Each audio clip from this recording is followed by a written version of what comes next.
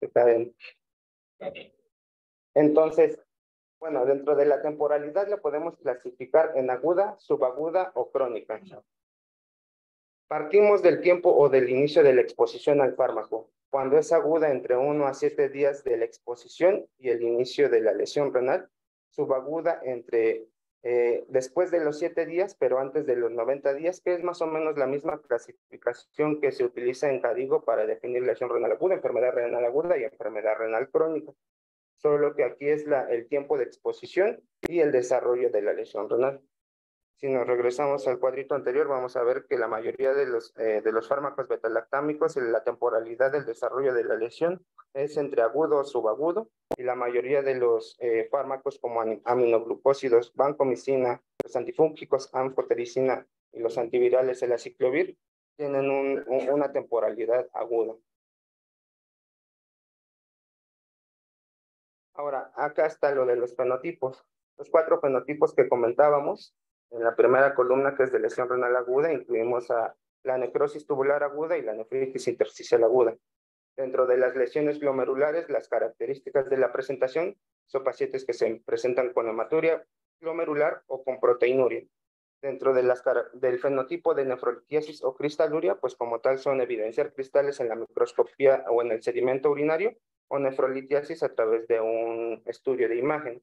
Y dentro de la disfunción tubular, pues están todos estos síndromes que ahorita posteriormente vamos a platicar, que son la cirrosis tubular renal tanto proximal como distal, el síndrome de Fanconi, la secreción inadecuada de ADH y la diabetes insípida nefrogénica, y los síndromes perdedores de electrolitos, usualmente el síndrome perdedor de sal, que se puede manifestar o puede ser originado por un síndrome tipo Bartter o Gitterman, ¿no? Y bueno, dentro de todo esto, lo inicial es que el paciente debe cumplir al menos un criterio principal para todos los medicamentos sospechosos de causar una nefrotoxicidad inducida por fármacos. Aquí en la segunda tablita de acá abajo, nosotros vemos cuáles son los criterios primarios para cada fenotipo de lesión renal, ¿no? Es decir, en el caso de lesión renal aguda, necrosis tubular aguda, nefritis intersticial aguda, la elevación de la creatinina sérica por arriba de 2 veces el límite de referencia de la creatinina sérica, que correspondería a un estadio CADIGO 2, o un declive de al menos el 50%, 7 días después de que se hizo una reducción de la dosis del fármaco o 2 semanas después de que se discontinuó el fármaco.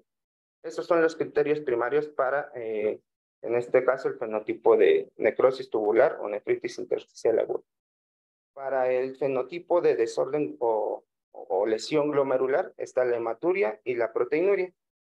El criterio primario, y aquí es lo que llama la atención, pues refieren que la biopsia es como el paso diagnóstico para este tipo de fenotipo de lesión. Es decir, la biopsia que prueba que hay una enfermedad glomerular inducida por un fármaco dentro del periodo en el que se estuvo expuesto al fármaco o dentro de las 4 semanas posteriores a suspender el fármaco, más proteinuria o hematuria. Proteinuria definida como una recolección de orina de 24 horas con una recolección de proteínas de mayor a 1 gramo o una relación albúmina-creatinina urinaria mayor a 0.8. Y hematuria con más de 50 células rojas en una microscopía de alta potencia. Ahora, para nefrolitiasis, los criterios primarios pues deberían ser la nefrolitiasis que se desarrolla posterior a la exposición del fármaco y no hay un historial previo de nefrolitiasis, ese es uno. 2, no hay una evidencia de una etiología congénita para nefrolitiasis.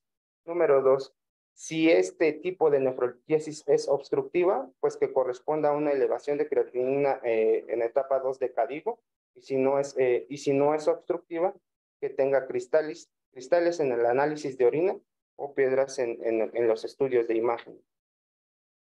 Y la disfunción tubular o el fenotipo de disfunción tubular va a ser de acuerdo al tipo o al síndrome característico de cada uno.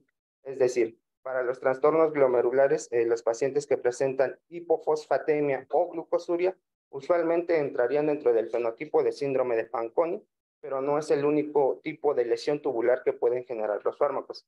También pueden generar acidosis tubular distal, diabetes insípida nefrogénica, dentro de lo cual lo característico es que desarrollan una hipernatremia con poliuria y una osmolaridad urinaria menor a 100. Y los criterios secundarios son los que se utilizan para definir todavía mejor el fenotipo de la lesión renal. Es decir, principalmente en los trastornos tubulares asociados a nefrotoxicidad. Ahora, como parte del reconocimiento, no solamente ya es, o sea, ya vamos hasta esta parte, identificar los factores de riesgo, el mecanismo de lesión, el fenotipo de lesión y obviamente cumplir algunos otros criterios que usualmente son, bueno, los que se utilizan son los criterios de Bradford-Hill para definir causalidad, que es exposición al fármaco, que debe ser al menos 24 horas anterior al evento, que haya una plausibilidad biológica para el fármaco causal y que se tenga la información completa que rodea el periodo de exposición al fármaco para tener en cuenta los otros factores de riesgo concomitantes y los otros agentes que pudieran ser nefrotóxicos, y la fuerza de la relación entre el fármaco atribuible y el fenotipo debe basarse en la duración de la exposición, el cumplimiento de los criterios primarios y secundarios y el curso temporal de la lesión.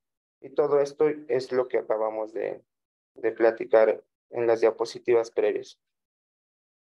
Ahora, la cuarta R es la respuesta. Una vez teniendo esta información, ¿qué es lo que se hace con esa información? Pues lo primero es una vigilancia estrecha de la creatinina, de la producción de orina y de la función renal, y que son usualmente mecanismos de prevención para evitar más daño renal. Lo otro es corregir los factores que se asocian a la lesión renal, es decir, sepsis, hipotensión, choque, nefrotoxinas, y el ajuste de las dosis de los fármacos que pudieran ser nefrotóxicos, así como monitorización sérica de los fármacos en caso de que esté disponible, sobre todo los antibióticos y los fármacos inmunosupresores. Y en los casos de reacciones de tipo A, usualmente disminuir la dosis o suspender el fármaco, y en las reacciones de tipo B, que ya vimos que es principalmente con los beta-lactámicos, pues definitivamente suspender el fármaco.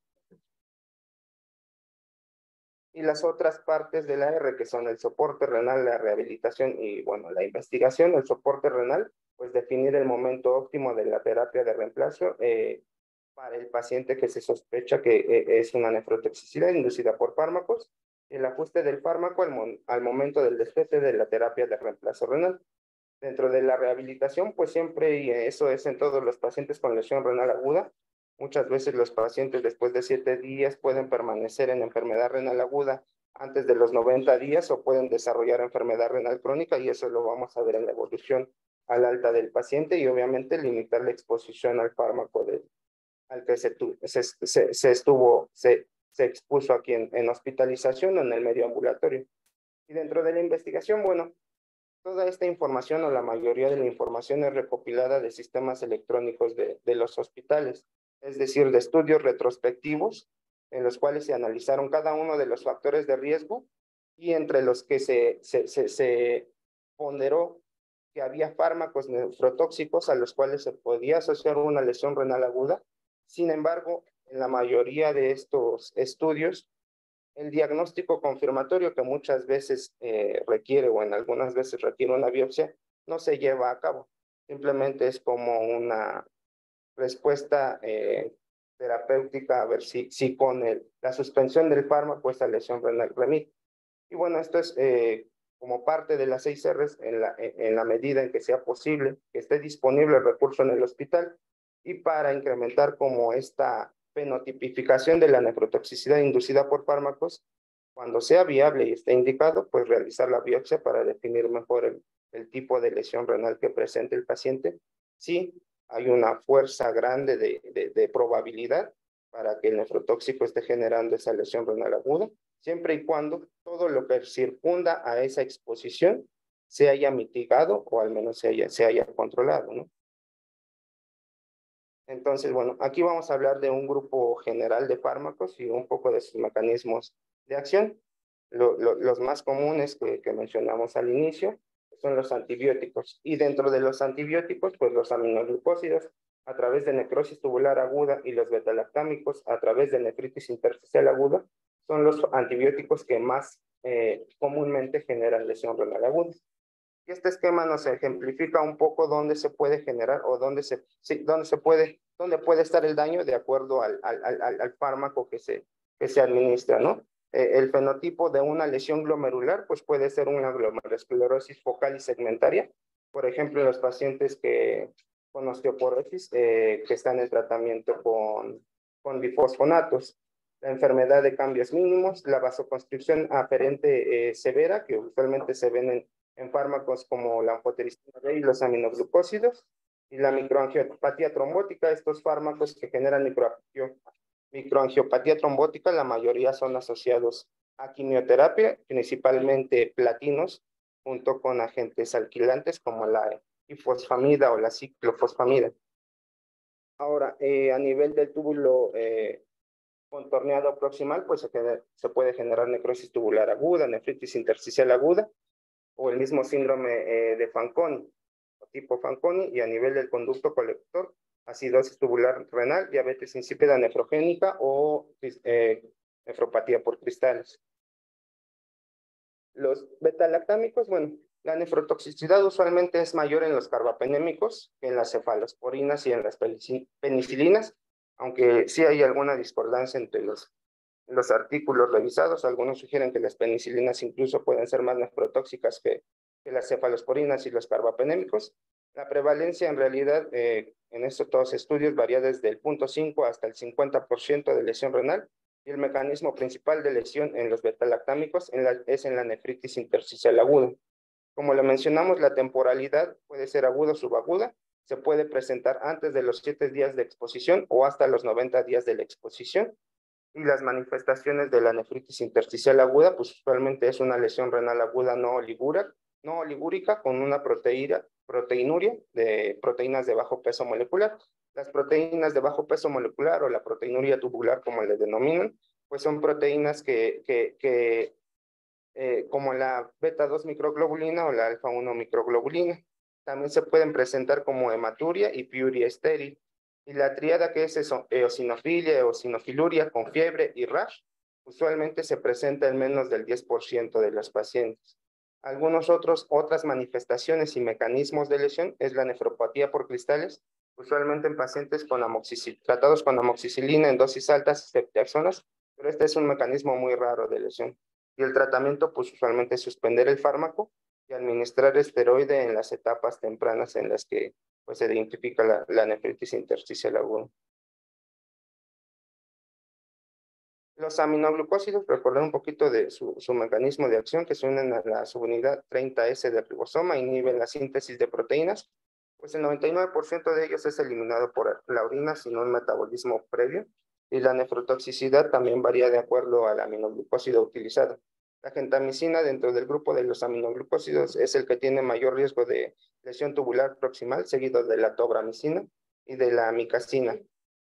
Y el mecanismo de lesión principal es una lesión tubular proximal, que es la causa más común de toxicidad renal, pero también pueden generar lesión tubular distal. La prevalencia, pues usualmente generan una reducción del 50% en el 10 al 20% de los pacientes, y en promedio se asocia al 25%. Sin embargo, pues esta prevalencia siempre va en función del aminoglucósido utilizado, la duración de la terapia, la dosis y la forma en cómo se indica el aminoglucósido. Dentro de su mecanismo de acción, pues la nefrotoxicidad ocurre siempre que se filtra el glomérulo y es reabsorbido por los segmentos S1 y S2. En el túbulo renal proximal, el aminoglucósido ingresa al citosol, se acumula en los organelos, principalmente en las mitocondrias, en el aparato de Golgi, disminuye la síntesis de proteínas y genera disfunción mitocondrial, que es lo que conlleva a la apoptosis y a la lesión renal. Las manifestaciones tempranas de una lesión tubular proximal en pacientes con aminoglucósidos, pues es que incrementan la excreción de calcio, magnesio y de proteínas, es decir, en los electrolitos séricos se suele observar hipocalcemia, hipomagnesemia y proteinuria. Y en los signos tardíos de la lesión incrementa la excreción de potasio, sodio y la elevación de creatinina. Usualmente la lesión renal es no oligúrica o poliúrica, generando aminosiduria, glucosuria, hipercalciuria e hipermagnisuria, que serían consistentes con el síndrome de Fanconi, y en los electrolitos séricos pues generan hipocalcemia e hipomagnesemia, ¿no? Los factores de riesgo, ya los mencionamos, son las dosis altas, las dosis divididas, la mayor duración y el uso concomitante de nefrotóxicos o pacientes que ya tengan enfermedad renal crónica. Ahora, las dosis, la mayor duración del fármaco, esto sobre todo en los pacientes en los que se ha iniciado el tratamiento, sobre todo para infecciones prolongadas, ¿no? Es decir, pacientes que tienen endocarditis. Aquellos que cumplen un esquema antibiótico de menos de 7 días tienen una prevalencia de 4% de lesión renal asociada a los aminoglucósidos. Sin embargo, después de las 2 semanas de iniciar el tratamiento y estar con aminoglucósidos, la lesión renal incrementa en prevalencia hasta un 50%. Entonces, la duración de la duración de la farmacoterapia, en este caso con aminoglucósidos, es un factor de riesgo fuerte que predice el desarrollo de la disfunción tubular proximal. Y usualmente después de la interrupción del fármaco, pueden tardar hasta 20 días a un mes en recuperar algún grado de función renal. La vancomicina pues entra dentro del grupo de fármacos de los glicopéptidos. Usualmente la nefrotoxicidad es similar al de las penicilinas, pero es mucho menor que los aminoglucósidos y la anfotericina. Sin embargo, también es más nefrotóxico que el linezolid. La prevalencia, pues 10% de los pacientes con dosis estándar de vancomicina, es decir, 15 miligramos por kilogramo, usualmente desarrollan lesión renal aguda. El mecanismo principal de lesión es la necrosis tubular aguda, aunque también se han reportado casos de nefritis tubulointersticial y nefropatía por cilindros. La temporalidad es principalmente aguda, es decir, se desarrolla entre los 4 a 8 días posterior a que se inicie el fármaco. Y los factores de riesgo para el desarrollar lesión renal por este fármaco son la enfermedad renal subyacente, la gravedad de la enfermedad, el uso concomitante de nefrotóxicos, en especial piperacilina tazobactam y los aminoglucósidos. Ahora, revisando la asociación que se ha encontrado ya en los últimos años de la terapia combinada con vancomicina más pipertazo en comparación con vancomicina con algún otro betalactámico, como por ejemplo carbapenémicos o cefalosporinas de cuarta generación como el cefepime, muchos estudios han evidenciado que la lesión renal es más frecuente en aquellos en los que se utiliza terapia combinada, vancomicina con pipertazo, en comparación con otros esquemas de vancomicina con otra terapia combinada.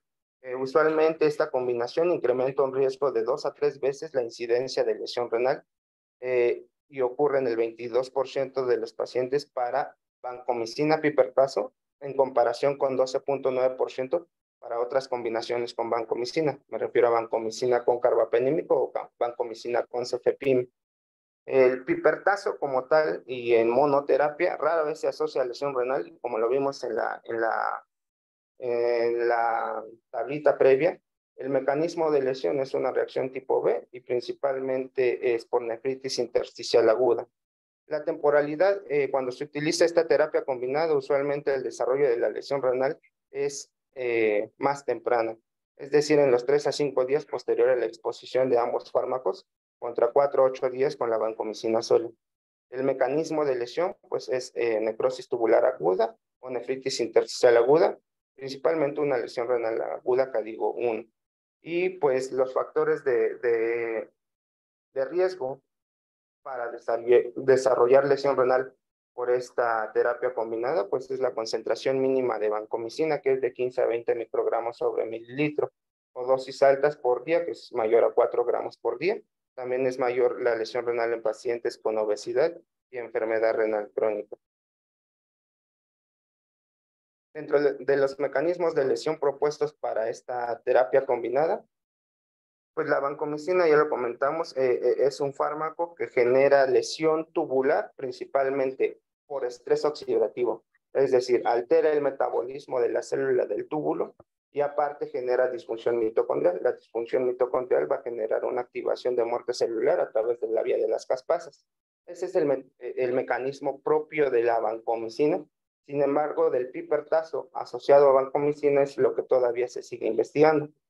Uno de los mecanismos que pudieran considerarse es la pseudonefrotoxicidad, es decir, el pipertazo utiliza los transportadores de aniones orgánicos que se encuentran en la célula tubular proximal, el 1 y el 3, que también se utilizan para secretar creatinina hacia la luz del túbulo.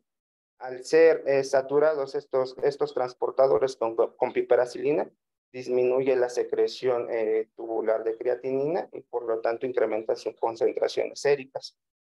Sin embargo, lo que se ha observado también con pipertazo es que pueden incrementar el daño tubular celular, principalmente actuando a través de disfunción mitocondrial. Es decir, una vez que entra el fármaco a nivel de la célula, puede generar daño en el DNA y disfunción mitocondrial, lo que también podría expresarse como necrosis tubular aguda o nefritis intersticial aguda. Bueno, aquí en la gráfica que vemos en la pantalla, en la fotografía B, pues es una microfotografía en la que se ven los túbulos y lo característico acá es pues el infiltrado inflamatorio que hay alrededor de ellos, ¿no? Es un infiltrado linfocítico, principalmente un hallazgo histopatológico que es compatible con nefritis intersticial aguda, y en este caso, bueno, al menos en este artículo, esta nefritis fue asociada al piperacilina tazobactam. Sin embargo, en los pacientes que utilizan esta terapia combinada y en los que se realizan biopsia, también se pueden ver otros hallazgos, como son en la fotografía de la imagen C, en la cual el túbulo está completamente dilatado, pero si vemos las células tubulares, vemos que tienen vacuolización. Ese es un dato temprano de apoptosis en el epitelio, pues. Y dentro de la microfotografía, en la imagen D, pues vemos que la luz del túbulo está totalmente dilatada, con pérdida del borde en cepillo. Bueno, eso se ve en una micrografía con más alta potencia, pero son los hallazgos que se pueden encontrar histopatológicos cuando se asocia vancomicina con pipertazo, ¿no? Que es la nefritis intersticial de la imagen B, la vacuolización del epitelio tubular en la imagen C, y en la imagen D, pues la dilatación de los túbulos con pérdida del borde en cepillo. A nivel de túbulo. Sí, sí, sí. Ahora, dentro de otros fármacos que han incrementado como su prescripción en los últimos años, y esto principalmente a las resistencias asociadas a los antimicrobianos, pues está la colistina, la polimicina E. Entre de ellas, pues la prevalencia de lesión renal es de entre el 0 al 50%, con un promedio del 25%.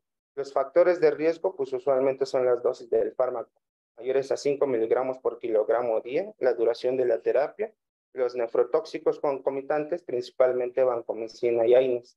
El mecanismo principal de lesión de la colistina es una necrosis tubular aguda, y la temporalidad en el 70% de los casos se desarrolla en los primeros 7 días de la exposición del fármaco. Usualmente las manifestaciones son proteinuria, cilindruria y oliguria. Como tal, el mecanismo de lesión de la colistina es que incrementa la permeabilidad de las membranas a nivel de las células epiteliales, generando entrada de cationes y aniones y agua que conducen a inflamación de la célula y a lisis de la misma.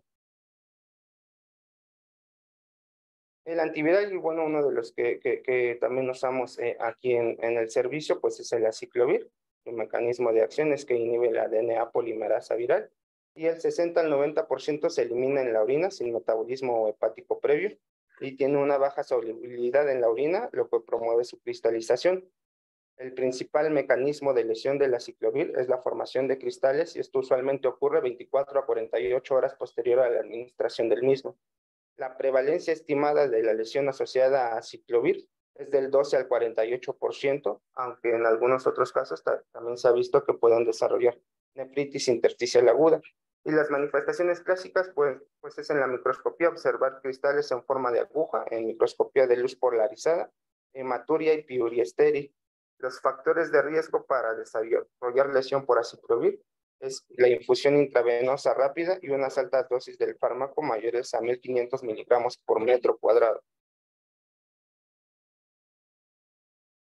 La anfotericina B, el mecanismo de acción de este antifúngico es que es un ergosterol de la pared fúngica, creando poros y promoviendo la fuga de componentes celulares. Menos del 5% de la anfotericina B se elimina por la orina. La prevalencia estimada, bueno, aquí faltó, es del 10 al 20% en los pacientes con anfotericina, y el mecanismo de lesión incrementa la permeabilidad catiónica en el túbulo proximal y vasoconstricción aferente. La manifestación usualmente es una acidosis tubular distal con acidosis metabólica de anión GAP preservado o anión GAP normal, con hipocalemia e hipomagnesemia. Y esta es la manifestación más frecuente de nefrotoxicidad asociada a anfotericina. Los factores de riesgo, pues es la dosis acumulada mayor a 600 miligramos. Y bueno, dentro de las medidas generales de prevención para todos los fármacos, o al menos de los que acabamos de hablar, siempre está ajustar las dosis basado en la tasa de filtrado estimada. Ajustar y analizar basado en las concentraciones mínimas de los antibióticos.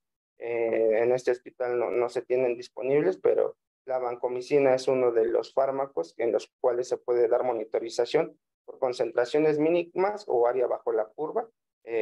Faltaría o sería una herramienta útil, no solamente para predecir o mejorar la prescripción de vancomicina en los pacientes que tienen una indicación como tal, sino también para predecir el riesgo de lesión renal asociada a este fármaco.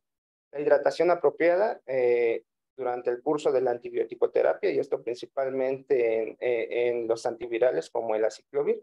La hidratación puede disminuir la precipitación de los cristales que se originan con este fármaco. Evitar y ajustar las dosis de los nefrotóxicos concomitantes y un curso de antibióticos corto cuando esté indicado, además de la monitorización estrecha de la función renal. Bueno, tocamos a grandes rasgos los principales fármacos o antibióticos que utilizamos acá en el servicio. Sin embargo, no son los únicos. Dentro de los antivirales también están los antirretrovirales como el tenofovir, que generan una citotoxicidad tubular proximal y se puede manifestar como un síndrome de Fanconi o una necrosis tubular aguda. El interferón, también el interferón alfa, que se utiliza en pacientes con hepatitis, pueden generar igual citotoxicidad tubular proximal directa, y en algunos casos también se han reportado casos de microangiopatía trombótica. Dentro de los antibióticos, las fluoroquinolonas, usualmente el mecanismo de lesión es una nefritis intersticial aguda, y el trimetoprim con sulfametoxazol, a pesar de que también puede generar nefritis intersticial aguda, este fármaco, al igual que piperacilina tazobactam, satura los transportadores de aniones orgánicos, disminuyendo la secreción de creatinina y por lo tanto incrementando la creatinina sérica. Sin embargo, sería una pseudonefrotoxicidad. Usualmente la elevación de creatinina cuando se asocia a estos fármacos, trimetoprim, piperacilina, no sobrepasa la elevación de 0.4 miligramos sobre decilitro, que es como lo esperado para este mecanismo de inhibición de la secreción de creatinina. Otros fármacos que también se han asociado a nefrotoxicidad, pues son los AINES, ¿no? Recordando un poquito de la farmacología, pues los AINES en general, cuando no son, o los no selectivos, inhiben tanto a la COX-1, que tiene una expresión constitutiva, y la COX-2, que es una expresión inducible, ¿no? Las prostaglandinas, específicamente la prostaglandina E2 y la prostaglandina I2 o prostaciclina, sus efectos a nivel renal es la vasodilatación arteriolar aferente, inhiben la reabsorción de sodio en el asa de Henle, inhibiendo el NKCC2 y activando el sistema renina-angiotensina-aldosterona. Es decir, las prostaglandinas, como vemos en el esquema de la derecha, las prostaglandinas son moléculas importantes, una para mantener la homeostasis de sodio y de agua a nivel renal, y dos, para mantener el flujo sanguíneo renal. Es decir, generan vasodilatación arteriolar aferente, incrementa el flujo sanguíneo renal y disminuye la absorción de sodio y agua, generando natriuresis. Prácticamente esos son los los mecanismos por el cual actúan las prostaglandinas. Ahora, los AINES, pues no selectivos, inhiben tanto a COX-1 como a COX-2. Vamos a ver que la inhibición de COX-1 lo que va a generar a nivel renal, pues es incremento en la activación del sistema renina-angiotensina-aldosterona, incremento de la prostaglandina E2. Esto va a incrementar el flujo a nivel a nivel medular renal, incrementando la natriuresis y disminuyendo la retención de sodio, lo cual se puede traducir en un efecto de disminución de la presión arterial. Sin embargo, la inhibición de COX-2 puede disminuir la síntesis de prostaglandina E2, disminuyendo el flujo medular renal, incrementando la retención de sodio, disminuyendo la natriuresis e incrementando la presión arterial. Por lo tanto, en varios estudios que se han realizado, pues los AINES se asocian a un riesgo de 2 veces mayor el riesgo de lesión renal y de progresión de enfermedad renal crónica. Los factores de riesgo es la edad avanzada y el uso concomitante de nefrotóxicos como diuréticos y ECA-OARA, y los factores de riesgo para lesión renal aguda asociada a AINES, pues son pacientes que tienen insuficiencia cardíaca, cirrosis hepática, síndrome nefrótico, enfermedad renal crónica e hipovolemia.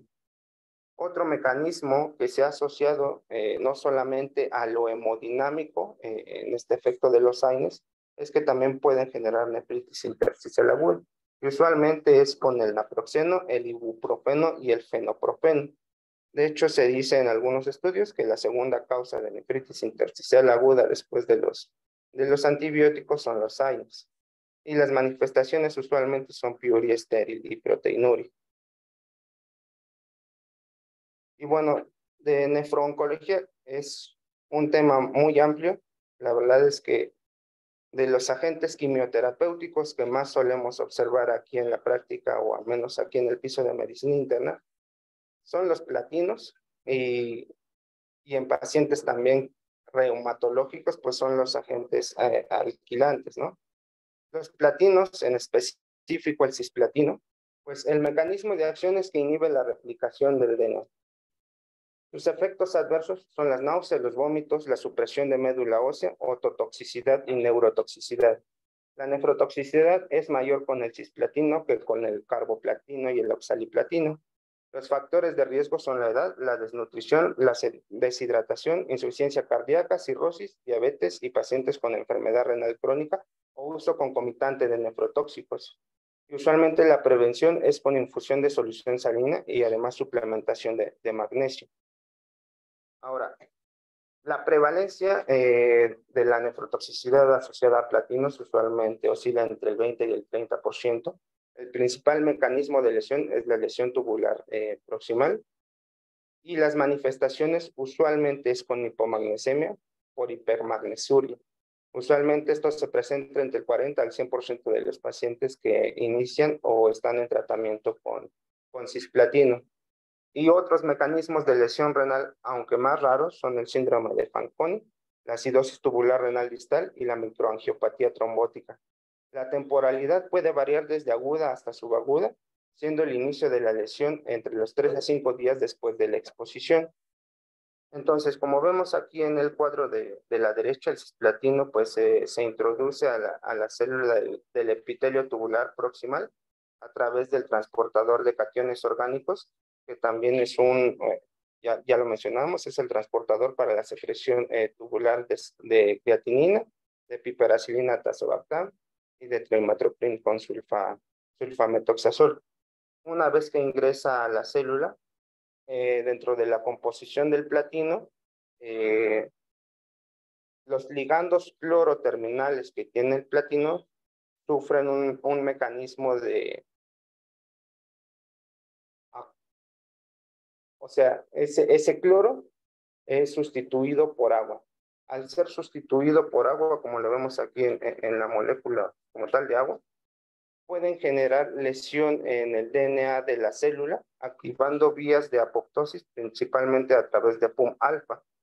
Otro mecanismo de lesión tubular proximal, pues es el estrés en el retículo endoplásmico, generando especies reactivas de oxígeno. Estas especies reactivas de oxígeno pueden dañar el DNA mitocondrial, generando disfunción mitocondrial y activando vías de caspasas para generar apoptosis en la célula.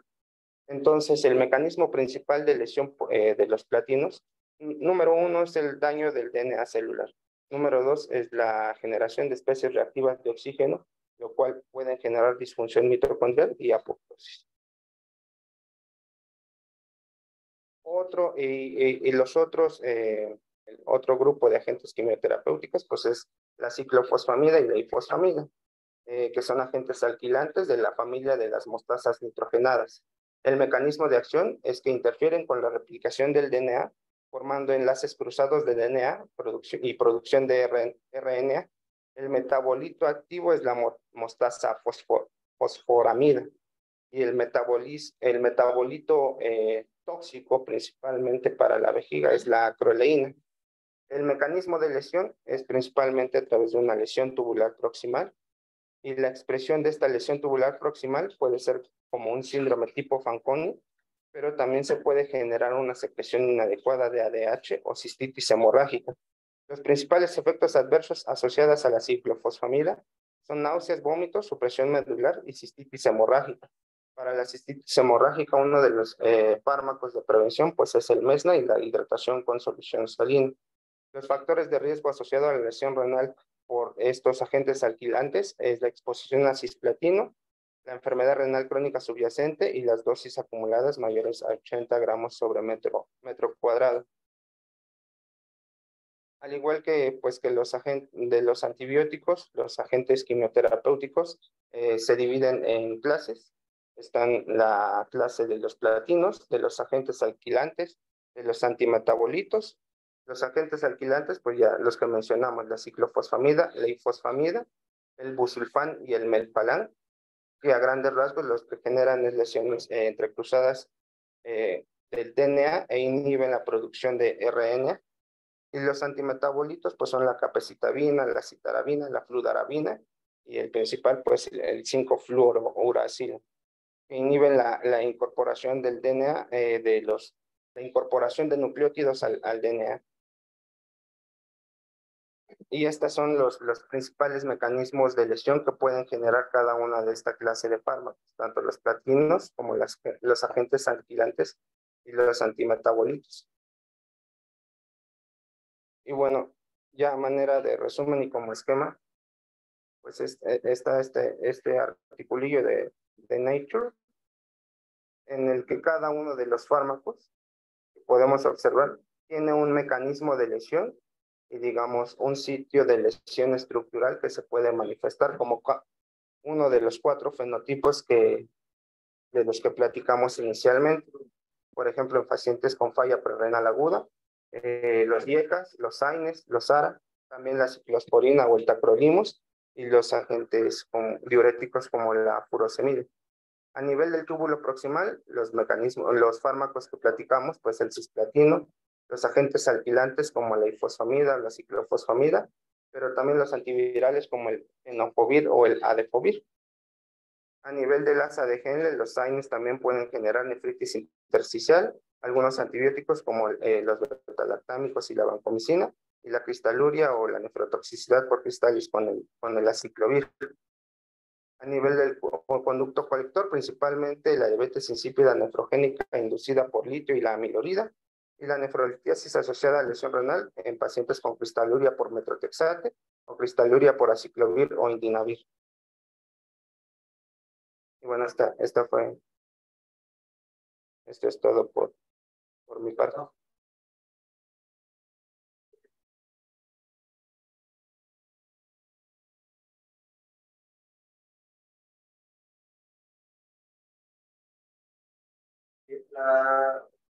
Justamente pues hay muchos parámetros. La probabilidad de tener algún grado de toxicidad con el uso de todo un volumen realmente pareciera que tenemos que detectar como grandes elecciones graduadas para detectar pacientes que tienen toxicidad, pero no es infrecuente y el daño puede llegar a ser ¿no? Por un paciente que llega a tener algún grado de proteinuria, de pronto que el paciente llega a tener una reducción de una aguda cargo 1. Por ejemplo, se presenta una creatina basal de 0.5, de pronto sube a 1.2. Este paciente muy probablemente, con criterios, está cumpliendo,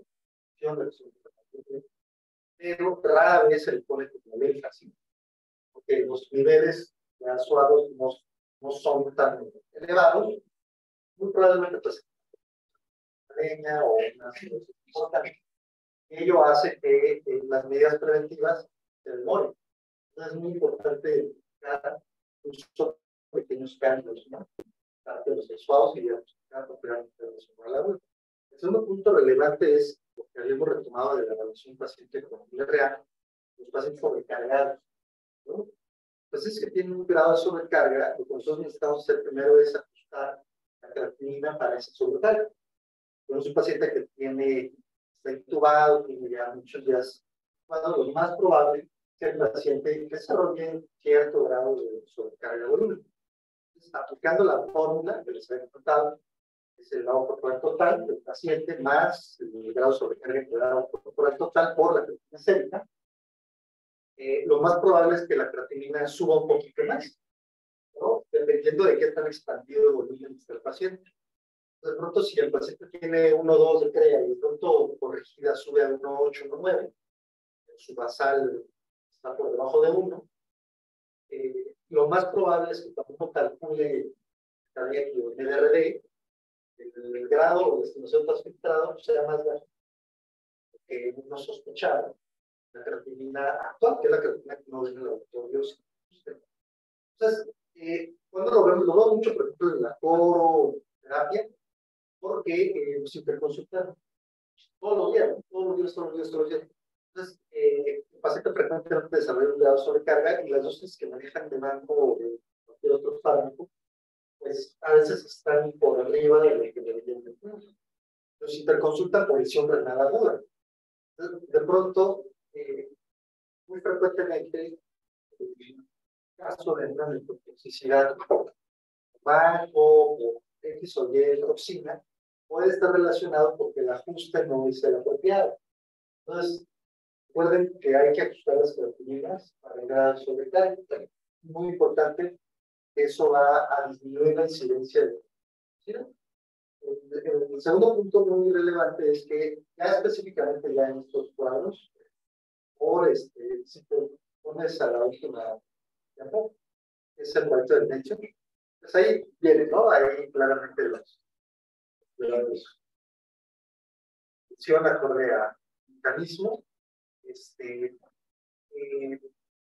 El compartimento renales, vamos a dividir en compartimento glomerular, compartimento vascular, compartimento intersticial y el compartimento, ¿no? Esta parte de tubular generalmente es un compartimento que es muy funcional. Entonces, si hablamos de un compartimento funcional, nosotros vamos a identificar defectos funcionales. ¿Cómo vamos a identificar trastornos funcionales? Bueno, de entrada en una examen calorífica puede ser ¿no? El paciente no es diabético, o tiene una glucosa controlada, pues sería diabético, tenemos glucosuria. Algo nos habla de que esa glucosa no se está absorbiendo apropiadamente del fluido vaginal. Muy probablemente tenga algún tipo de toxina que está afectando el fluido vaginal. Ese es un foco de alarma. El examen de orina también nos puede hablar de defectos funcionales. Por ejemplo, si tenemos un paciente con una creatinina 0.8, ¿no? Y su basal está en 0.8. No tiene un sobrecargado, 0.8, si no tiene lesión renal aguda. Pero de pronto su densidad urinaria está en 1.008, 0.07. No está sobrecargado y no tiene un gran volumen escrito de succiones cristaloides, ¿no? Entonces, hay varias formas de calcular los modelos urinarios. 3 es la fórmula, bueno, la moledas urinarias calculada, los urinarios, sodio más el potasio, ¿no? Más el nitrógeno ureico entre 2.8. Recuerden que este 2.8 o este 18 lo que hace es que convierte las unidades a milimoles, ¿no? Conviertes el nitrógeno ureico entre 2.8 y si tienes urea, 6, aquí lo que hay en el eso te da la osmolaridad ordinaria calculada. Después tiene la osmolaridad ordinaria estimada. La osmolaridad ordinaria estimada es la de los dos últimos dígitos, pues la densidad por 30 o 35. 32.5, digamos, ahí, ¿no? Y la tercera es la osmolaridad ordinaria medida, que es la que llevas al osmómetro. Entonces, si de pronto tú tienes un paciente que no tiene mucho líquido, sobrecargado, tiene 0.8 de CREA, de pronto tiene algún fármaco, ¿no? Etcétera. Tiene 1.007, lo más probable es que ese paciente esté hipostenúrico, ¿no? ¿A qué se refiere hipostenúrico? Tú valoras al paciente, le calculas su osmolaridad, y la osmolaridad del plasma está en 275, 280. Tu osmolaridad urinaria está por abajo de eso, entonces es hipostenúrico, ¿no? Si está en ese rango, es isostenúrico. Si está por arriba de ese rango, pues es peristenúrico. Casi la gran mayoría de los sanos, nosotros tenemos o un estado de isostenuria basal o peristenúrico. 0.10, 0.12, usted lo puede ver en el psicodélico. Si el doctor paciente tiene 1.007, ¿cuál sería la osmolaridad ordinaria? 210, está muy bajito. Y entonces, muy interesante porque el paciente tú le calculas 3.200 mililitros de uresis en 24 horas, ¿no? El paciente pesa 52 kilos, ¿no? Entonces, ¿cuál sería su gasto urinario? 3.200 entre 50 entre 24. 2.6, ¿no? Entonces, si tú tienes un gasto urinario por arriba de 2.5, tú ya puedes establecer que tiene el paciente síndrome poliúrico, ¿no? Entonces, la siguiente herramienta para un paciente con síndrome poliúrico es establecer si el síndrome poliúrico es de carácter secretor, es decir, que sea más agua que solutos, o osmótico. Y además de agua, hay muchos solutos, ¿no? Si tuvieras 210 de osmolaridad, el punto de corte para definir si es secretor o es osmótico es 250. Es más de 250 es secretor, si es casi de agua. Si es más de 250, más de 300 es osmótico. Con 210 tienes una poliuria de carácter secretora, ¿no? Secretora o acuosa, poliuria acuosa. Entonces, de pronto el paciente, tú le haces la historia clínica y el paciente dice que tiene un trastorno bipolar, ¿no? Entonces, ¿cuál de los siguientes fármacos puede causarlo? ¿No? ¿No? Entonces, ya empiezas a hacer un enfoque de la causa del síndrome, ¿no? Nefrotoxicidad que causa la disfunción intestinal. Por ejemplo, este paciente tuviera el mismo volumen urinario, pero tiene una densidad urinaria de 1.020, va a salir con 600. Entonces, la poliuria es de carácter osmótico, ¿no? Entonces, si el paciente es diabético, el uso de la glucosa en 300, probablemente la poliuria sea por esa causa, ¿no? Entonces, eso es también una nefrotoxicidad, pero es muy sutil, porque no elevó creatinina, no tiene proteinuria, no probablemente esa poliuria, si no calculas el gasto urinario, no se te hace denunciado. ¿Cuántos pacientes no les orinan 3 kilos? Un montón, ¿no? ¿Cuántos pacientes ingresan pues, de 50 kilos? Un montón. Entonces, es muy importante estar como alerta, ¿no? Y este punto, ahora, si tú tienes un problema a nivel distal, o tienes una gasometría, entonces tú una gaso, y el paciente tiene infección por una cerebral, ¿no? Entonces, hasta con anfio.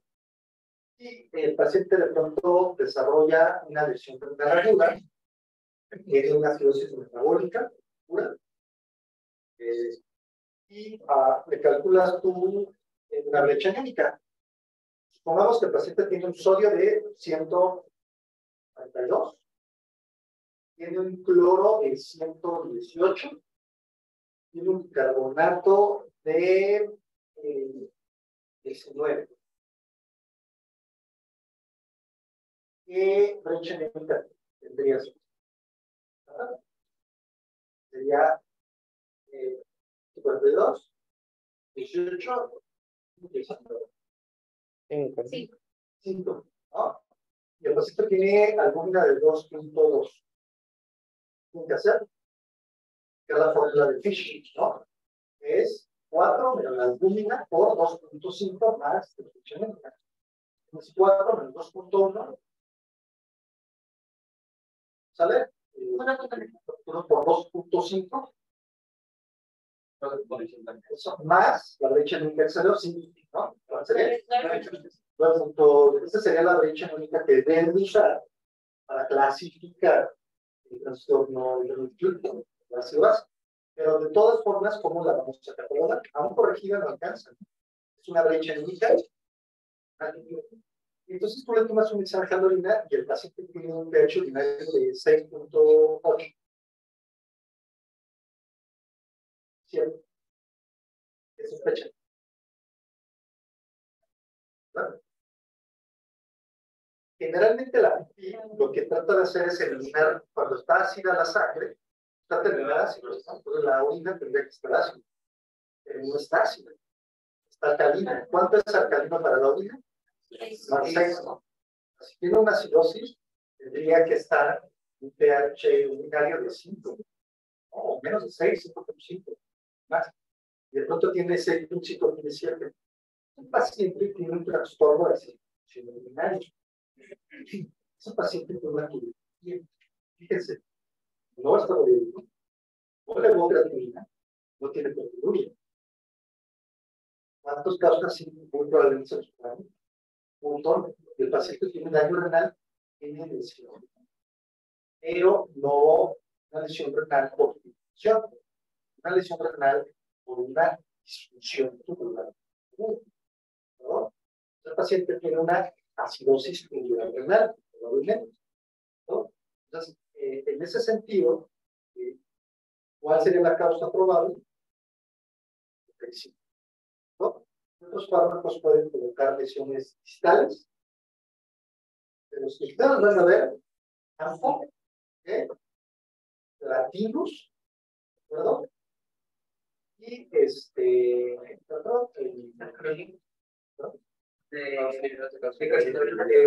toxineurina, sí, pero provocan más un daño molecular vascular.